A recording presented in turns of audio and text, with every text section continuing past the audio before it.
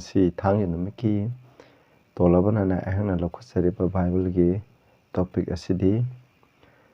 died of God's people ishor gi misingna Christian oiba misingna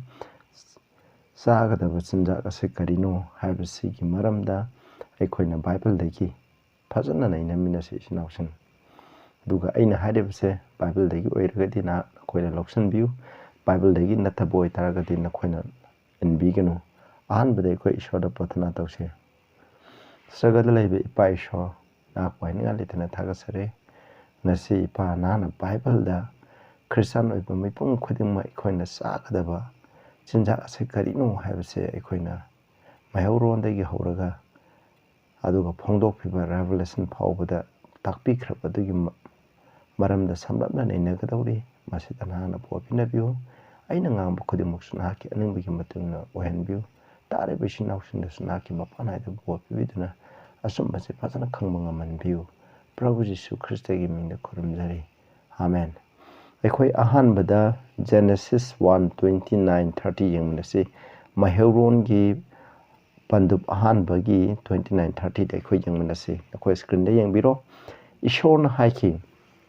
yengu ekhoina maru panba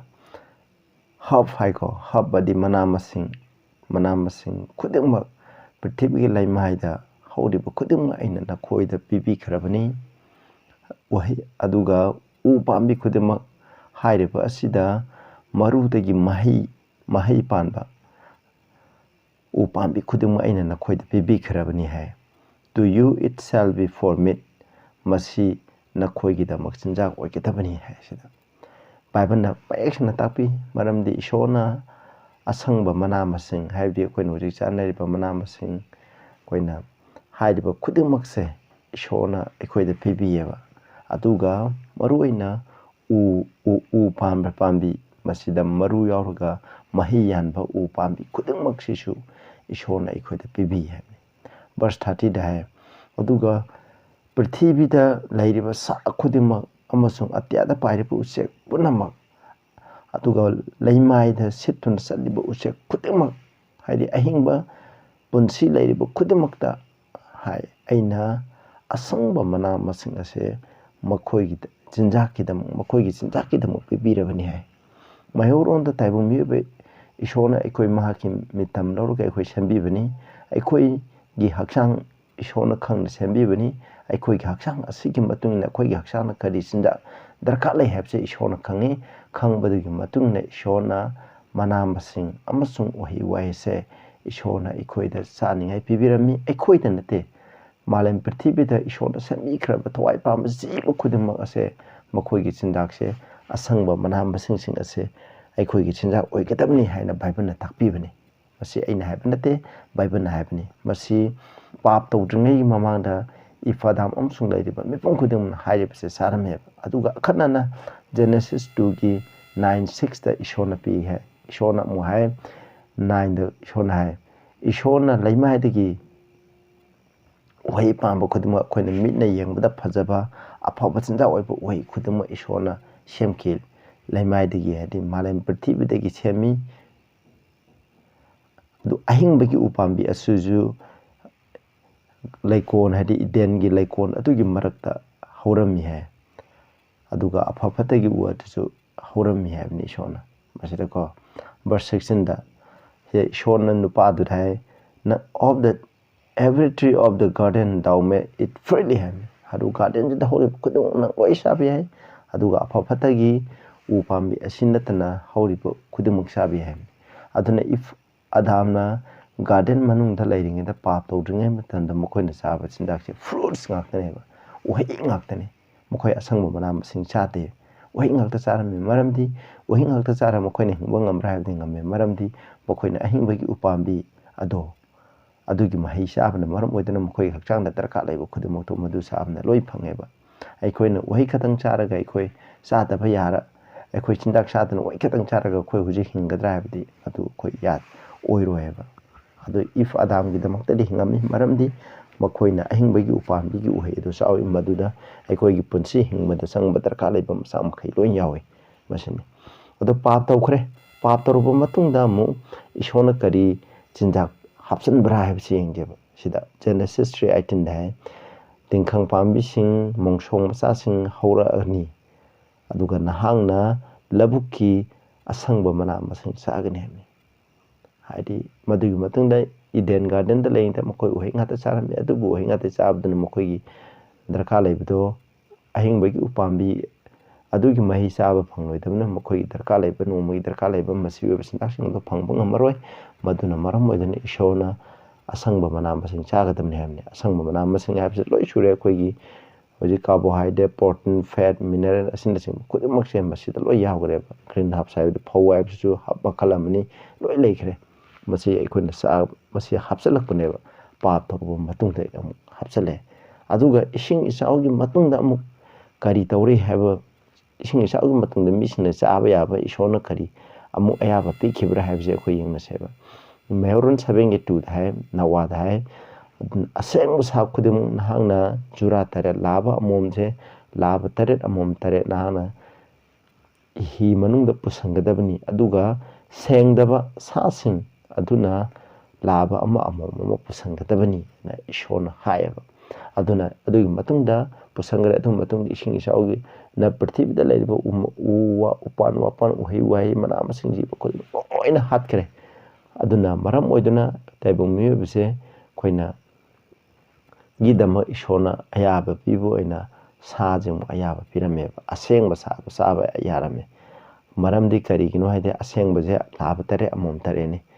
ꯑꯗꯨ ꯃꯁꯤꯗꯒꯤ ꯑꯩꯈꯣꯏꯅ ꯆꯥꯅꯤꯡꯕ ꯆꯥꯕ ꯌꯥꯏ ꯂꯥꯕ ꯑꯃ ꯂꯩꯍꯧꯔꯒꯗꯤ ꯀꯩꯁꯨ ꯀꯥꯏꯗꯦ ꯅꯠꯇ꯭ꯔꯒ ꯂꯥꯕ ꯑꯃꯣꯝ ꯂꯣꯏ ꯆꯥꯊꯣꯛꯈ꯭ꯔꯒ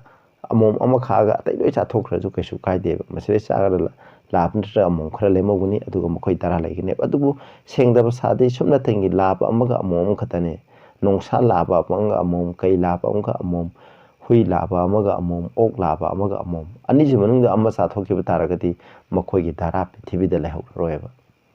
ꯃꯔꯝꯗꯤ ꯂꯥꯕ ꯌꯥꯎꯗꯅ ꯙꯔꯥ ꯂꯩꯔꯣꯏ ꯅꯠꯇ꯭ꯔꯒ ꯑꯃꯣꯝ ꯌꯥꯎꯗꯅ ꯄ꯭ꯔꯤꯊꯤꯕꯤ ꯑꯁꯤꯗ ꯙꯔꯥ ꯂꯩꯔꯣꯏꯕ ꯑꯗꯨꯒꯤꯗꯃꯛ ꯃꯁꯤꯗꯒꯤꯁꯨ ꯑꯩꯈꯣꯏꯅ ꯃꯌꯦꯛ ꯈꯪꯉꯤ ꯁꯦꯡꯗꯕ ꯁꯥ ꯆꯥꯕ ꯌꯥꯗꯦ ꯍꯥꯏꯕꯁꯦ ꯏꯁꯣꯔꯗ ꯀꯠꯇꯕ ꯌꯥꯗꯕ ꯁꯥꯗꯨ ꯆꯥꯕ ꯌꯥꯗꯦ ꯑꯗꯨꯒ 9:3ꯗ ꯍꯥꯏ ꯑꯗꯨꯕꯨ ꯑꯩꯈꯣꯏꯅ ꯁꯥ ꯆꯥꯕ ꯇꯥꯔꯒꯁꯨ ꯃꯗꯨꯒꯤ ꯏ ꯑꯗꯨ ꯆꯥꯕ ꯌꯥꯗꯦ ꯃꯗꯨꯗ ꯌꯥꯎꯔꯤꯕ ꯏ ꯑꯗꯣ ꯅꯈꯣꯏꯅ ꯆꯥꯕ ꯌꯥꯗꯦ ꯍꯥꯏꯕꯁꯤꯅꯦꯕ ꯍꯧꯖꯤꯛꯁꯨ ꯑꯩꯈꯣꯏ ꯈ꯭ꯔꯤꯁꯇꯥꯟ ꯑꯣꯏꯕ ꯑꯩꯈꯣꯏꯅ ꯏ ꯆꯥꯕ ꯌꯥꯗꯦ ꯍꯥꯏꯕꯅꯤ ꯑꯗꯨ ꯀꯔꯤꯒꯤꯗꯃꯛ ꯏꯁꯣꯔꯅ ꯁꯥ ꯆꯥꯕꯒꯤ ꯑꯌꯥꯕꯁꯦ ꯃꯈꯣꯏꯗ ꯄꯤꯕꯤꯔꯤꯕꯅꯣꯕ ꯃꯔꯝ ꯑꯅꯤꯈꯛ ꯂꯩꯀꯣ ꯑꯍꯥꯟꯕ ꯃꯔꯝ ꯅꯋꯥꯒꯤ ꯏꯁꯤꯡ ꯏꯆꯥꯎꯒꯤ ꯃꯇꯝꯗ ꯎꯍꯩ ꯋꯥꯍꯩ ꯃꯅꯥ ꯃꯁꯤꯡ ꯂꯣꯏꯅ ꯇꯨꯝꯅ ꯃꯥꯡꯈ꯭ꯔꯦ ꯑꯗꯨꯅ ꯃꯤꯑꯣꯏꯕꯒꯤꯗꯃꯛ ꯑꯗꯨꯒ ꯍꯤ ꯃꯅꯨꯡꯗ ꯌꯥꯎꯔꯤꯕ ꯁꯥꯁꯤꯡ ꯑꯗꯣ ꯃꯈꯣꯏꯒꯤ ꯆꯤꯟꯖꯥꯛ ꯑꯗꯣ ꯀꯩꯗꯧꯕ ꯂꯩꯇꯕꯅ ꯃꯔꯝ ꯑꯣꯏꯗꯨꯅ ꯑꯩꯈꯣই ꯃꯤꯑꯣꯏꯕꯒꯤꯗꯃꯛ ꯑꯩꯈꯣꯏꯅ ꯁꯥ ꯆꯥꯕ ꯑꯌꯥꯕ ꯄꯤꯕꯤꯈꯤꯕꯅꯦꯕ ꯑꯗꯨꯒ ꯄꯥꯞ ꯇꯧꯔꯕ ꯃꯇꯨꯡꯗ ꯁꯥꯁꯤꯡꯁꯨ ꯃꯈꯣꯏꯒꯤ ꯆꯤꯟꯖꯥꯛꯁꯦ ꯂꯣꯏꯅ ꯍꯣꯡꯗꯣꯛꯈ꯭ꯔꯕꯅꯤ ꯃꯈꯣꯏꯁꯨ ꯁꯥꯍꯤꯡ ꯆꯥꯕ ꯂꯣꯏꯅ ꯑꯣꯟꯈ꯭ꯔꯕꯅꯦꯕ ꯑꯗꯨꯒꯤ ꯃꯃꯥꯡꯗꯗꯤ ꯃꯅꯥ ꯃꯁꯤꯡ ꯂꯣꯏꯅ ꯆꯥꯔꯝꯃꯦꯕ ꯃꯁꯤꯅ ꯑꯍꯥꯟꯕ ꯃꯔꯝ ꯑꯅꯤꯁꯨꯕ ꯃꯔꯝꯁꯤꯡꯁꯤ ꯏꯁꯤꯡ ꯏꯆꯥꯎꯒꯤ ꯃꯃꯥꯡꯗ ꯂꯩꯔꯝꯕ ꯃꯤꯑꯣꯏꯕꯒꯤ ꯄꯨꯟꯁꯤ ꯍꯥꯏꯀꯣ ꯆꯥꯡꯆꯠꯇ ꯃꯤ ꯑꯃꯅ ꯆꯍꯤ ꯀꯌꯥ ꯍꯤꯡꯉꯤ ꯍꯥꯏꯕꯁꯦ ꯑꯩꯈꯣꯏ ꯌꯦꯡꯗꯦꯕ Genesis 5ꯗ ꯑꯩꯈꯣꯏ ꯌꯦꯡꯉꯣ ꯑꯗꯥꯝꯒꯤ ꯆꯍꯤꯁꯤ ꯁꯦꯠ ꯑꯩꯈꯣꯏ ꯁ꯭ꯀ꯭ꯔꯤꯟꯗ ꯂꯣꯏ ꯌꯦꯡꯉꯣ ꯑꯩ ꯁꯝꯖꯤꯜꯂꯛꯑꯒꯦ ꯑꯗꯨꯅ ꯑꯔꯣꯏꯕꯗ ꯃꯁꯤ ꯏꯅꯣꯛ ꯑꯃꯁꯨꯡ ꯅꯋꯥ ꯌꯥꯎꯔꯒ ꯏꯅꯣꯛ ꯌꯥꯎꯗꯅ ꯅꯋꯥ ꯐꯥꯎꯕꯗ ꯂꯩꯔꯤꯕ ꯃꯤꯑꯣꯏꯕꯒꯤ ꯂꯥꯏꯐ ꯁ꯭ꯄꯥꯟ ꯑꯁꯦ 913 ꯏꯌꯥꯔꯅꯦ ꯆꯍꯤ 913 ꯆꯥꯡꯆꯠꯇ ꯆꯍꯤ 913ꯁꯦ ꯃꯤꯑꯣꯏꯕ ꯑꯃꯅ ꯍꯤꯡꯉꯝꯃꯦꯕ ꯃꯔꯝꯗꯤ ꯃꯈꯣꯏ ꯃꯇꯝ ꯑꯁꯤꯗ ꯃꯅꯥ ꯃꯁꯤꯡ ꯉꯥꯛꯇ ꯆꯥꯔꯝꯃꯦꯕ ꯃꯅꯥ ꯃꯁꯤꯡ ꯆꯥꯕꯒꯤ ꯄꯨꯟꯁꯤꯀꯣ ꯑꯗꯨꯒ ꯏꯁꯣꯔꯅ ꯁꯥ ꯆꯥꯕ ꯑꯌꯥꯕ ꯄꯤꯈ꯭ꯔꯕ ꯃꯇꯨꯡꯗ ꯃꯤꯑꯣꯏꯕꯅ ꯍꯤꯡꯕ ꯄꯨꯟꯁꯤꯁꯦ ꯑꯃꯨꯛ ꯌꯦꯡꯁꯦꯕ ꯅꯈꯣꯏꯅ ꯕꯥꯏꯕꯜ ꯇꯦꯛꯁꯁꯤꯡ ꯃꯁꯤꯗ ꯅꯈꯣꯏ ꯄꯥꯔꯒ ꯌꯦꯡꯉꯣ ꯇꯦꯛꯁꯁꯤꯡ ꯑꯁꯤꯗꯒꯤ ꯑꯩꯅ ꯄꯤꯔꯤꯕ ꯆꯍꯤꯁꯤꯡ ꯑꯁꯦ ꯑꯗꯨꯒ ꯁꯦꯠꯇꯣ ꯑꯕ꯭ꯔꯥꯍꯝꯅꯤꯀꯣ ꯑꯕ꯭ꯔꯥꯍꯝ ꯁꯦꯠꯇꯒꯤꯅ ꯅꯋꯥꯒꯤ ꯃꯆꯥꯅꯨꯄꯥ ꯁꯦꯠꯇꯒꯤꯅ ꯑꯕ꯭ꯔꯥꯍꯝ ꯐꯥꯎꯕꯒꯤ ꯂꯥꯏꯐ ꯁ꯭ꯄꯥꯟꯁꯦ ꯃꯁꯤ 335 ꯏꯌꯔꯁꯅꯦꯕ ꯑꯍꯥꯟꯕꯅ 919 ꯆꯥꯡꯆꯠꯇ 919 ꯍꯦꯜꯂꯝꯃꯤ ꯑꯗꯨꯕꯨ ꯁꯥ ꯆꯥꯕ ꯑꯌꯥꯕ ꯍꯦꯛ ꯄꯤꯕꯗꯒꯤ ꯃꯤꯑꯣꯏꯕꯒꯤ ꯄꯨꯟꯁꯤꯁꯦ ꯆꯍꯤ 335 ꯑꯣꯏꯔꯦꯕ ꯃꯁꯤꯗꯒꯤ ꯑꯩꯈꯣꯏꯅ ꯀꯔꯤꯒꯤꯗꯃꯛ ꯏꯁꯣꯔꯅ ꯁꯥ ꯆꯥꯕ ꯌꯥꯔꯤꯕꯁꯦ ꯀꯔꯤꯒꯤꯅꯣ ꯍꯥꯏꯕ ꯃꯇꯝꯗ ꯑꯩꯈꯣꯏ ꯃꯤꯑꯣꯏꯕꯒꯤ ꯄꯨꯟꯁꯤ ꯂꯥꯏꯐ ꯁ꯭ꯄꯥꯟꯁꯦ ꯑꯩꯈꯣꯏꯅ ꯍꯤꯡꯂꯤꯕ ꯄꯨꯟꯁꯤ ꯑꯁꯦ ꯇꯦꯟꯖꯜꯍꯟꯕ ꯄꯥꯝꯃꯦꯕ ꯃꯔꯝꯗꯤ ꯄꯥꯄꯤ ꯑꯃꯅ ꯆꯍꯤ 900 ꯍꯤꯡꯕ ꯃꯇꯝꯗ ꯅꯠꯇ꯭ꯔꯒ ꯙꯔꯃ ꯆꯦꯟꯕ ꯃꯤ ꯑꯃꯅ ꯆꯍꯤ 900 ꯋꯥꯅ ꯈꯥꯡꯗꯅ ꯑꯋꯥ ꯑꯅꯥ ꯀꯌꯥꯃꯔꯨꯝ ꯈꯥꯡꯉ ꯍꯤꯡꯗꯨꯃꯇ ꯁꯨꯝꯅꯇꯪꯒꯤ ꯆꯍꯤ ꯈꯔ ꯇꯦꯟꯖꯜꯂꯒ ꯆꯍꯤ 100 ꯈꯛꯇꯪ ꯅꯠꯇ꯭ꯔꯒ 50 ꯈꯛꯇꯪ 30 ꯈꯛꯇꯪ ꯏꯁꯣꯔꯗ ꯍꯥꯏꯕ ꯏꯜꯂꯒ ꯁꯤꯔꯒ ꯃꯈꯣꯏ ꯆꯠꯄꯗꯨꯅ ꯄꯥꯝꯃꯦꯕ ꯅꯠꯇ꯭ꯔꯒ ꯐꯠꯇꯕ ꯃꯤ ꯀꯦꯟꯒꯨꯝꯕ ꯃꯤꯁꯤꯡꯅ ꯍꯧꯖꯤꯛ ꯆꯍꯤ 100 ꯍꯤꯡ ꯇꯥꯔꯒꯗꯤ ꯃꯈꯣꯏꯅ ꯐꯠꯇꯕ ꯃꯤꯁꯤꯅ ꯃꯥꯂꯦꯝꯗ ꯇꯧꯔꯝꯒꯗꯕ ꯐꯠꯇꯕ ꯃꯌꯥꯝꯁꯦ ꯃꯁꯤꯒꯨꯝꯕ ꯃꯌꯥꯝꯁꯦ ꯀꯟꯇ꯭ꯔꯣꯜ ꯇꯧꯅꯤꯡꯉꯥꯏꯒꯤꯗꯃꯛ ꯏꯁꯣꯔꯅ ꯁꯥ ꯆꯥꯕ ꯑꯌꯥꯕ ꯄꯤꯕꯤ ꯀꯔꯤꯒꯤꯗꯃꯛ ꯃꯤꯑꯣꯏꯕꯒꯤ ꯄꯨꯟꯁꯤ ꯇꯦꯟꯁꯜꯍꯟꯅꯤꯡꯉꯥꯏꯒꯤꯗꯃꯛ ꯁꯥ ꯆꯥꯕꯅ ꯑꯌꯥꯕ ꯄꯤꯕꯗꯒꯤ ꯃꯤꯑꯣꯏꯕꯒꯤ ꯄꯨꯟꯁꯤ ꯇꯦꯟꯁꯜꯂꯦ ꯑꯗꯨꯒ ꯃꯤꯑꯣꯏꯕꯒꯤ ꯁꯥꯏꯖ ꯆꯥꯎꯕꯒꯤ ꯁꯥꯏꯖ ꯋꯥꯡꯕꯒꯤ ꯁꯥꯏꯖ ꯑꯗꯨ ꯁꯨꯝ ꯄꯤꯛꯊꯔꯛꯑꯦꯕ ꯑꯗꯣ ꯏꯁꯤꯡ ꯏꯆꯥꯎꯒꯤ ꯃꯃꯥꯡꯗ ꯂꯩꯔꯝꯕ ꯃꯤꯁꯤꯡ ꯑꯗꯨꯗꯤ ꯍꯤꯡꯆꯥꯕ ꯍꯥꯏꯔꯤꯕ ꯑꯁꯨꯛꯀꯤ ꯃꯇꯤꯛ ꯆꯥꯎꯕ ꯒꯣꯂꯤꯌꯥꯠꯀꯨꯝꯕ ꯉꯥꯛꯇꯅꯤ ꯐꯤꯠ 13 10ꯗꯒꯤꯅ 14 ꯑꯗꯥꯝ ꯐꯥꯎꯕ ꯐꯤꯠ 13 15 ꯑꯗꯨꯃꯥꯏꯅ ꯋꯥꯡꯉꯦꯅ ꯃꯤꯅ ꯍꯥꯏꯅꯕ ꯂꯩꯀꯣ ꯑꯁꯨꯃꯥꯏꯅ ꯆꯥꯎꯔꯝꯃꯤ ꯑꯗꯨꯕꯨ ꯍꯧꯖꯤꯛꯇꯤ ꯃꯔꯦꯞꯁꯨ ꯄꯤꯁꯜꯂꯦ ꯑꯩꯈꯣꯏꯒꯤ ꯁꯕꯥꯟꯁꯨ ꯄꯤꯛꯊꯔꯛꯑꯦꯕ ꯍꯧꯖꯤꯛ ꯑꯩꯈꯣꯏꯅ ꯂꯩꯔꯤꯕꯁꯦ ꯃꯁꯤꯅꯦꯕ ꯑꯗꯨꯒ ꯌꯦꯡꯉꯨ ꯑꯩꯈꯣꯏꯅ ꯁ꯭ꯀ꯭ꯔꯤꯟꯗ ꯌꯦꯡꯕꯔꯣ ꯑꯗꯨꯅ ꯁꯥꯔꯥꯅ ꯆꯍꯤ 128 ꯍꯥꯏꯀꯣ ꯑꯥꯏꯖꯦꯛꯅ ꯁꯤꯗ ꯍꯥꯏꯀꯣ ꯆꯍꯤ 130 ꯃꯁꯤꯗ ꯍꯥꯏ ꯖꯦꯀꯣꯕꯅ ꯆꯍꯤ ꯁꯤꯗ 129 ꯍꯤꯡꯉꯝꯃꯦ ꯖꯣꯁꯦꯞꯁꯨ ꯆꯍꯤ ꯀꯌꯥ 110 ꯑꯗꯨꯒ ꯃꯣꯖꯦꯁ ꯆꯍꯤ kya hingami chamaga kun asmai tawdana Joshua chahi chamaga taraka hingameba madugi matung ko aduna miyobigi huji oiriba miyobigi life span da chawa chahi chama yogdre humpu humdra da ikoini hingkreba smai lawre adugi matung da ishona Israel masa singje chahi chamni singna mokoi minai lo hingre adugi matung ni jitegi putorok matam da ishona mokoi gi chinjak to hongbo pame ishona chen sobo pame new canon habduda Exodus 16 gi 4 sidan nakhoi 16 da num pa matam khangani ishona sargadagi mokoi gi lamhang da chahi nifu chalinge matam da mana haije pithar pijarame sargadu ki oiba chinjak che mokoi da pijabirame masini smai tawdana mana je hongdokpo pame Egypt lengde de sanga sadan ren adubu mi singna mu Exodus 16 gi 3 da having matuna Israel masa singa sina ekoi sa ninge Egypt da ekoi sa rame aduna ekoi ningtam da rame complain tawame ko asmai complain tawame aduga sima legre aduga numbers 11 gi 4 to 6 ko masida su mokoina adi mokoi jansina ba mission aduna sa na ko mokoi da temptation tawbungam Egypt lengde ekoi thabi melon aduga leg onion tilau chanam asina jingba ekoi sa dana koi le me hoje koi lama ida siga daw hai koi na complain taw mom duna maram hoiduna ishona number 11 31 to 33 na koi ni ishona mokoi da ko sa bado ishona nonglai nungsim baselaga teklawi usek me am mokoi kem koi da le me mission na sa base mangak yogdri phawum koi na sa he adumai to adubu mokoi na sa ringe matam da ishogi asaw do hairaga mi kyamarum halame mi kyamum sigirame ishona mokoi gi chinda hongaga mokoi gi lamcha saja hongaga magi da asengma mi oina sengba pame asmai tawdana Psalms 78 tasu masi haribisini mokoi na sapi sagadu ge chinda charame adugu mokoi aduga ishona mokoi digi masini usekhinga dom mokoi na charame mokoi chai hego aduna sem mokoi chinda charande ishona mokoi gi akanba mission adubu khandokra mission adu shawbla hatoi he masidni ko samdalage Psalms 106 ki 14 15 da jai mokoi da lamang dai shob sang to ki adubu mokoi apam pigi koi thawai da yangang ba ni ko adu mokoi aksang phatre ba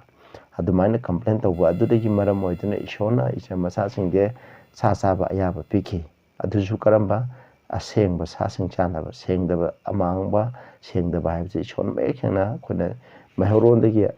Mahoron pandu tare thagi oina takpi gramni aduga ishona ayaba pirame Leviticus dichalon 13 aduga Deuteronomy anisuba wa 13 je nakoina masida paaba matamna karambana sengba sai karambana sengba sano karambana sengdaba sano haibsine adu sengdaba sadi chabe ate asengba sa hairagana koina mana masing chaba saigup saiba makhongjo longkhum khaiba sasing adu sabe haiba nga da hairagana aikoina maku pan ba haide akoina thana khepa matanda makoi round akoi ba maku du yawba aduga fins adi masa pan ba adugumba nga sing adu sabe ayo adubu sa amasung nga sabe yaraga su marune shona ꯏꯁꯣꯔꯅ ꯑꯃ ꯍꯥꯏꯀꯣ ꯆꯥꯕ ꯌꯥꯗꯕꯁꯦ ꯀꯩꯅꯣ ꯍꯥꯏꯅ ꯑꯩꯈꯣꯏꯅ ꯂꯩꯕ ꯃꯐꯝ ꯈꯨꯗꯤꯡꯗ ꯅꯈꯣꯏꯅ ꯏꯒ ꯐꯦꯠꯀ ꯆꯥꯕ ꯌꯥꯗꯦ ꯁꯥ ꯆꯥꯕ ꯌꯥꯔꯒꯁꯨ ꯏꯒ ꯐꯦꯠꯀ ꯍꯥꯏꯗꯤ ꯐꯦꯠꯇꯗꯤ ꯃꯍꯥꯎꯒꯤ ꯁꯔꯨꯛ ꯊꯥꯎꯒꯤ ꯁꯔꯨꯛ ꯑꯗꯨꯒ ꯕ꯭ꯂꯠ ꯍꯥꯏꯅ ꯏꯒꯤ ꯁꯔꯨꯛꯁꯦ ꯆꯥꯕ ꯌꯥꯗꯦꯕ ꯁꯤꯗ ꯑꯗꯨꯒ ꯃꯈꯣꯏꯅ ꯁꯥ ꯆꯥꯕꯁꯨ ꯀꯃꯥꯏꯅ ꯍꯥꯠꯀꯅꯤ ꯍꯥꯏꯕ ꯃꯇꯝꯗ ꯁꯤꯗ ꯍꯥꯏꯁꯦ 17ꯗ ꯂꯦꯕꯤꯇꯤꯀ 17ꯒꯤ 13ꯗ ꯍꯥꯏꯁꯦ ꯃꯈꯣꯏꯅ ꯁꯥꯗꯣ ꯀꯩꯒꯨꯝꯕ ꯆꯥꯕ ꯌꯥꯕ ꯁꯥꯗꯣ ꯐꯥꯔꯁꯨ ꯃꯈꯣꯏꯅ ꯐꯖꯅ ꯍꯥꯠꯂꯀꯥꯟꯗ ꯏꯗꯣ ꯁꯥ ꯑꯗꯨꯗ ꯅꯠꯇ꯭ꯔꯒ ꯃꯈꯣꯏꯗ ꯌꯥꯎꯕ ꯃꯁꯥꯗꯣ ꯏ ꯐꯖꯅ ꯇꯥꯍꯟꯒꯗꯕꯅꯦꯕ ꯍꯧꯖꯤꯛ ꯀꯅꯥꯒꯨꯝꯕ ꯃꯤꯁꯤꯡꯅ ꯃꯀꯣꯛꯇ ꯊꯣꯝꯃꯦ ꯑꯗꯨꯒ ꯍꯥꯠꯂꯦ ꯑꯗꯨꯒ ꯏꯁꯨ ꯌꯥꯎꯅ ꯆꯥꯔꯦ ꯍꯧꯖꯤꯛ ꯑꯌꯥꯝꯕ ꯈ꯭ꯔꯤꯁꯇꯥꯟꯁꯤꯡꯁꯦ ꯏ ꯆꯥꯕ ꯌꯥꯗꯦ ꯐꯦꯠ ꯆꯥꯕ ꯌꯥꯗꯦ ꯏ ꯆꯥꯕ ꯐꯦꯠ ꯆꯥꯕ ꯃꯤꯁꯤꯡ ꯏꯁꯣꯔꯅ ꯃꯥꯡꯍꯟꯒꯅꯤ ꯁꯔꯒ ꯆꯠꯂꯂꯣꯏ ꯍꯥꯏꯕꯁꯤꯅꯦꯕ ꯑꯣꯛꯁꯨ ꯆꯥꯕ ꯌꯥꯗꯦ ꯍꯨꯏ ꯆꯥꯕ ꯌꯥꯗꯦ ꯕꯥꯏꯕꯜꯅ ꯍꯥꯏꯕꯅꯤ ꯑꯗꯨꯕꯨ ꯑꯌꯥꯝꯕ ꯈ꯭ꯔꯤꯁꯇꯥꯟ ꯗꯤꯅꯣꯃꯤꯅꯦꯁꯟꯁꯤꯡꯁꯤꯅ ꯃꯁꯤ ꯂꯣꯏ ꯁꯥꯏ ꯏꯁꯣꯔꯅ ꯂꯣꯏ ꯌꯥꯕꯤꯈ꯭ꯔꯦꯅ ꯃꯗꯨ ꯌꯥꯗꯦꯀꯣ ꯆꯥꯕ ꯌꯥꯏ ꯍꯥꯏꯕꯒꯤ ꯇꯦꯛꯁ ꯑꯃꯠꯇ ꯂꯩꯇꯦ ꯏꯆꯤꯟ ꯏꯅꯥꯎꯁꯤꯡ ꯑꯩꯈꯣꯏꯅ ꯃꯁꯤꯒꯤ ꯃꯔꯝꯗ ꯅꯈꯣꯏꯅ ꯍꯪꯅꯤꯡꯕ ꯂꯩꯔꯒꯁꯨ ꯍꯪꯕꯤꯔꯣ ꯀꯅꯥꯒꯨꯝꯕ ꯃꯤꯁꯤꯅ ꯑꯩꯈꯣꯏꯅ ꯑꯦꯛꯁ ꯆꯦꯞꯇꯔ 10ꯒꯨꯝꯕ ꯄꯤꯔꯛꯄ ꯌꯥꯏ ꯃꯗꯨꯒꯤ ꯃꯔꯝꯗꯁꯨ ꯑꯩꯈꯣꯏ ꯅꯩꯅꯕ ꯌꯥꯏꯀꯣ ꯆꯥꯕ ꯀꯔꯤꯁꯨ ꯌꯥꯗꯦ ꯑꯁꯦꯡꯕ ꯁꯥ ꯈꯛꯇꯅꯤ ꯆꯥꯕ ꯌꯥꯕꯁꯦ ꯑꯗꯨꯒ ꯃꯗꯨꯒꯤ ꯃꯊꯪꯗ ꯑꯃꯨꯛ ꯗꯥꯅꯤꯌꯦꯜ ꯑꯃꯁꯨꯡ ꯃꯥꯒꯤ ꯃꯔꯨꯞꯁꯤꯡ ꯑꯩꯈꯣꯏꯅ ꯆꯍꯤ 70 ꯏꯌꯔ ꯂꯝꯐꯥ ꯑꯣꯏꯕ ꯃꯇꯝꯗ ꯃꯈꯣꯏ ꯄꯨꯔꯦ ꯑꯗꯨ ꯗꯥꯅꯤꯌꯦꯜꯅ ꯃꯥꯒꯤ ꯊꯃꯣꯏꯗ ꯈꯜꯂꯝꯃꯦ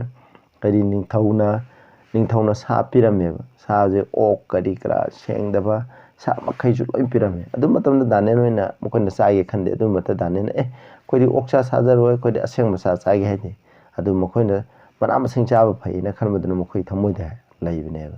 ꯑꯗꯨꯅ ꯅꯨꯃꯤꯠ 90ꯈꯛ ꯆꯥꯡ ꯌꯦꯡꯕꯤꯌꯨ ꯍꯥꯏꯅ ꯃꯈꯣꯏꯒꯤ ꯆꯤꯟꯖꯥꯛ ꯄꯥꯅꯕꯗꯨꯗ ꯍꯥꯏꯖꯩ ꯑꯗꯨꯅ ꯌꯦꯡꯉꯦ ꯑꯗꯨ ꯃꯈꯣꯏꯒꯤ ꯃꯥꯏꯊꯣꯡꯗꯣ ꯃꯅꯥ ꯃꯁꯤꯡ ꯎꯍꯩ ꯋꯥꯍꯩ ꯆꯥꯕꯅ ꯃꯔꯝ ꯑꯣꯏꯗꯨꯅ ꯃꯈꯣꯏꯒꯤ ꯃꯥꯏꯊꯣꯡꯗꯣ ꯂꯪꯇ꯭ꯔꯤꯛ ꯂꯪꯉꯦ ꯐꯖꯩ ꯍꯥꯏꯀꯣ ꯑꯗꯨꯗꯒꯤ ꯃꯈꯣꯏ ꯑꯌꯥꯕ ꯄꯤ ꯍꯥꯏꯕ ꯏꯆꯤꯟꯅꯥꯎꯁꯤꯡ ꯑꯩꯈꯣꯏ ꯌꯦꯡꯁꯤ ꯑꯩꯈꯣꯏꯅ ꯅꯨꯄꯤ ꯔꯥꯏꯇꯔ ꯑꯃꯅꯀꯣ ꯗꯦꯟꯖꯔꯁ ꯑꯣꯐ ꯃꯤꯠ ꯏꯇꯤꯡ ꯁꯥ ꯆꯥꯕꯒꯤ ꯈꯨꯗꯣꯡꯊꯤꯕ ꯍꯧꯖꯤꯛ ꯃꯇꯝꯗꯁꯨ ꯑꯩꯈꯣꯏꯅ ꯄ꯭ꯔꯤꯊꯤꯕꯤꯗ ꯂꯩꯔꯤꯕ ꯗꯣꯛꯇꯔ ꯀꯌꯥꯃꯔꯨꯝꯅꯁꯨ ꯁꯥ ꯆꯥꯕꯁꯦ ꯐꯠꯇꯦ ꯍꯥꯏꯕꯁꯦ ꯍꯧꯖꯤꯛ ꯈꯪꯅꯔꯦ ꯑꯗꯣ ꯍꯥꯏꯔꯤꯕ ꯅꯨꯄꯤ ꯑꯁꯤꯅ ꯗꯣꯛꯇꯔꯁꯤꯡꯅ ꯁꯥ ꯆꯥꯕꯒꯤ ꯑꯃꯥꯡꯕꯁꯦ ꯈꯪꯗ꯭ꯔꯤꯉꯩ ꯃꯃꯥꯡꯗ ꯃꯍꯥꯛꯅ ꯏꯔꯝꯕꯅꯦ ꯍꯥꯏ ꯃꯁꯤꯗ ꯁꯥ ꯆꯥꯕ ꯃꯤꯁꯤꯡꯅ ꯇꯦꯁꯇꯤꯃꯣꯅꯤ ꯐꯣꯔ ꯗ ꯆꯔꯆ ꯚꯣꯂꯨꯝ 2ꯒꯤꯀꯣ ꯁꯤꯗ ꯅꯈꯣꯏꯅ ꯌꯦꯡꯕꯤꯔꯣ ꯁꯥ ꯅꯤꯡꯇꯝꯅ ꯆꯥꯔꯤꯕ ꯃꯤꯁꯤꯡ ꯑꯗꯨꯅ ꯆꯃꯝꯅꯗꯕ ꯕ꯭ꯔꯦꯟ ꯅꯠꯇ꯭ꯔꯒ ꯌꯥꯝꯅ ꯈꯤꯡꯈꯤꯡ ꯂꯥꯎꯕ ꯑꯩꯈꯣꯏꯒꯤ ꯒ꯭ꯌꯥꯟꯁꯦ ꯂꯩꯕ ꯉꯝꯗꯦ ꯍꯥꯏ ꯑꯗꯨꯅ ꯕ꯭ꯔꯦꯟ ꯐꯅ ꯂꯩꯕ ꯉꯝꯗꯦ ꯍꯥꯏ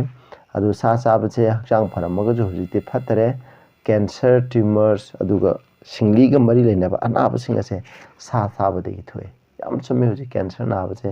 ꯁꯥ ꯆꯥꯕꯗꯒꯤ ꯀꯦꯟꯁꯔ ꯅꯥꯏ ꯇ꯭ꯌꯨꯃꯔ ꯂꯥꯛꯑꯦ ꯑꯗꯨꯒ BP ꯁ꯭ꯇ꯭ꯔꯣꯛ ꯇꯧꯔꯤꯕ ꯑꯩꯈꯣꯏꯅ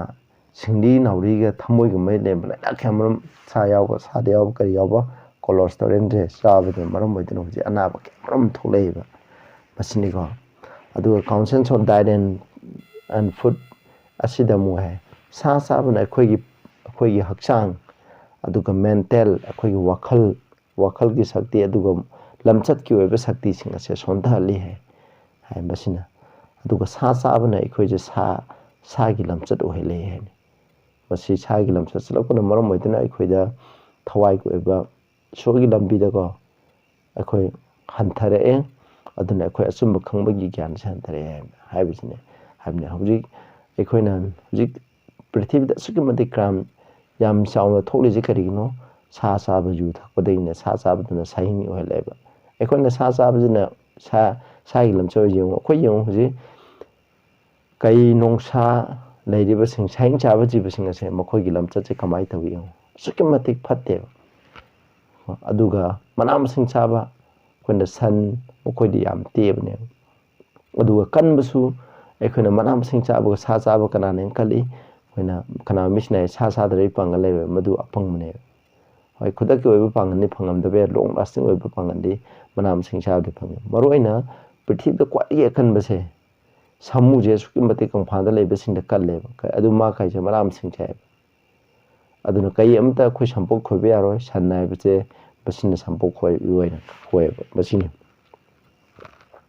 ꯑꯗꯨꯅ ꯑꯅꯤꯁꯨꯕ ꯂꯥꯛꯇ꯭ꯔꯤꯉꯩ ꯃꯃꯥꯡꯗ ꯏꯁꯣꯔꯒꯤ ꯃꯤꯁꯤꯡꯅ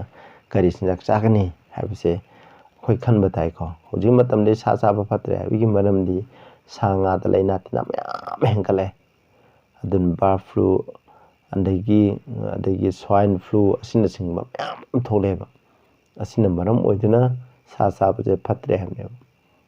ꯃꯁꯤ ꯑꯩꯈꯣꯏꯅ ꯀꯥꯎꯒꯨꯝꯁꯤꯀꯣ ꯑꯗꯨꯒ ꯑꯩꯈꯣꯏꯅ ꯍꯌꯦꯡ ꯁꯔꯒꯗ ꯆꯥꯒꯗꯕ ꯆꯤꯟꯖꯥꯛꯁꯦ ꯑꯩꯈꯣꯏ ꯑꯃꯨꯛ ꯌꯦꯡꯁꯦꯕ ꯑꯥꯏꯖꯤꯌꯥ 11:9 ꯑꯗꯨꯒ ꯑꯥꯏꯖꯤꯌꯥ 65:25ꯗ ꯍꯥꯏ ꯑꯩꯒꯤ ꯑꯁꯦꯡꯕ ꯆꯤꯡꯗ ꯍꯥꯏꯕꯅꯤ ꯁꯔꯒꯗꯀꯣ ꯀꯅꯥꯃꯠꯇꯅ ꯍꯥꯠꯄ ꯅꯠꯇ꯭ꯔꯒ ꯁꯣꯛꯍꯟꯕ ꯇꯧꯔꯣꯏ ꯍꯥꯏꯕꯅꯤ ꯍꯥꯏꯕꯗꯤ ꯃꯁꯤꯅ ꯍꯥꯏꯕꯗꯤ ꯑꯩꯈꯣꯏꯅ ꯁꯔꯒꯗ ꯁꯥ ꯍꯥꯠꯂꯒ ꯆꯥꯔꯣꯏ ꯍꯥꯏꯕꯅꯦꯕ ꯃꯁꯤꯗꯒꯤ ꯑꯩꯈꯣꯏꯅ ꯂꯧꯁꯟꯕ ꯌꯥꯕꯁꯦ ꯃꯔꯝꯗꯤ ꯁꯤꯕ ꯅꯠꯇ꯭ꯔꯒ ꯁꯣꯛꯍꯟꯕ ꯍꯥꯏꯕꯁꯦ ꯑꯝꯇ ꯂꯩꯔꯣꯏꯕ ꯁꯥꯅ ꯁꯥ ꯁꯣꯛꯍꯟꯕ ꯇꯥꯏꯕꯪ ꯃꯤꯑꯣꯏꯕꯅ ꯃꯤ ꯁꯣꯛꯍꯟꯕꯁꯦ ꯂꯩꯔꯣꯏꯕ ꯃꯔꯝꯗꯤ ꯏꯗꯦꯟꯗ ꯇꯧꯈꯤꯕꯗꯣ ꯑꯗꯨꯅꯦꯕ